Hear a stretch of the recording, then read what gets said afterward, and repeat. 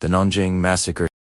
History remembers wars through battles, treaties, and leaders. But sometimes, history whispers something darker. Moments when humanity crosses a line so deep, so violent, that even decades later, the earth itself seems to hold the memory. Today, we return to one of those moments. In the winter of 1937, in a city once known for its beauty and culture, a tragedy unfolded that would shock the world. This is the story of the Nanjing Massacre, a story of war, cruelty, survival, and silence. A chapter in history where more than 200,000 civilians were killed, and countless others suffered in ways that remain painful to describe. But it is also a story of resilience, of the people who tried to save others, and of the witnesses who refused to let truth disappear. ... Let us begin. Chapter 1. Setting the stage. Asia before the massacre. Imagine East Asia in the early 1930s. Japan was rising as an ambitious military empire, expanding aggressively. China, meanwhile, was caught in political struggle, a fragile government battling both internal conflict and external threats. By 1937, tension exploded into full war. Japan launched a full-scale invasion of China, capturing city after city, and soon, one target stood in their path. Nanjing, then the capital of the Republic of China. A city of over 1 million people, rich with history, literature, temples, and culture. As Japanese forces pushed inland, refugees flooded the city. Many believed that the capital would be defended, or that the international community would intervene, but the storm was already on its way. Chapter 2. Fall of the city. By December 1937, the Japanese army surrounded Nanjing. Chinese troops were exhausted, poorly supplied, and outnumbered. On December 13, 1937, Nanjing fell. But this was not a normal military victory. It was the beginning of something far more terrifying.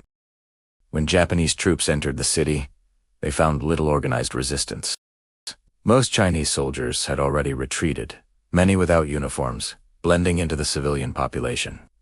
This, tragically, would be used as justification for mass killings.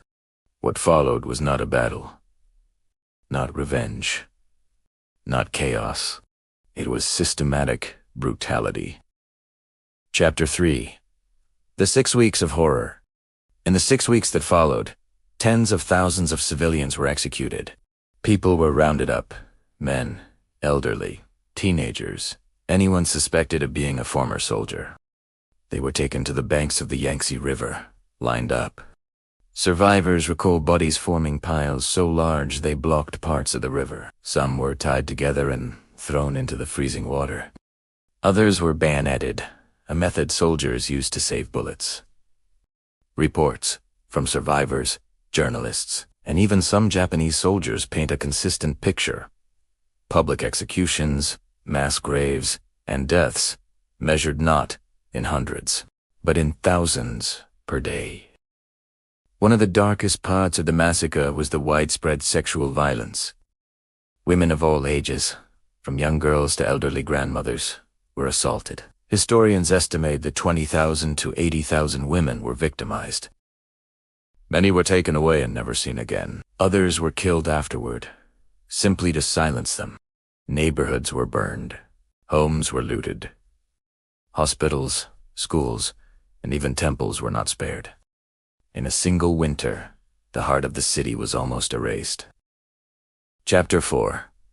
The Safety Zone. The unsung heroes. In the middle of this tragedy, a small group of foreign residents in Nanjing made a difference. They created something called the Nanjing Safety Zone, an area where civilians could seek refuge.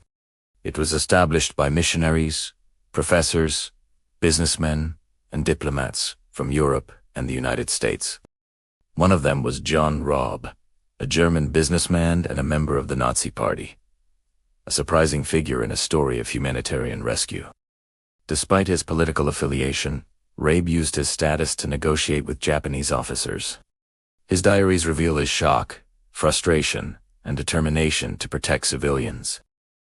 Others, like Minnie Vautrin, an American missionary, sheltered thousands of women at Jinling College. She often stood physically at the gates, facing armed soldiers, begging them to leave the girls alone. The safety zone saved an estimated 200,000 to 250,000 lives. But even within the zone, Japanese soldiers frequently entered and committed atrocities. The courage of these volunteers stands as one of the few sources of light in an otherwise dark chapter. Chapter 5. Evidence and Documentation. The Nanjing Massacre is one of the most well-documented atrocities of the 20th century. Evidence came from many sources. Photographs taken secretly by foreigners or even Japanese soldiers.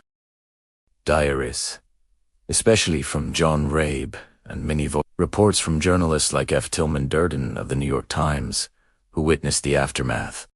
Survivor testimonies, collected over decades. Official records, including military files and post-war trials. These sources leave little doubt about what happened. Even today, more remains are discovered. Bones unearthed from riverbeds, fields, and construction sites around the city. Chapter 6. The Aftermath and the Silence. The massacre ended in January 1938, when Japanese authorities finally imposed stricter discipline, but for survivors, the scars remained.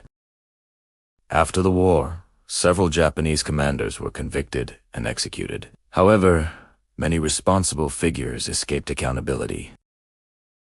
For decades, the tragedy was a difficult subject in East Asian politics. Some voices denied or minimized it, others avoided discussing it due to diplomatic tensions. But survivors refused to let it fade. They shared their stories, testified in court, and spoke to historians. Their courage brought international recognition. Chapter 7. Memory, Education, and Modern Reflection.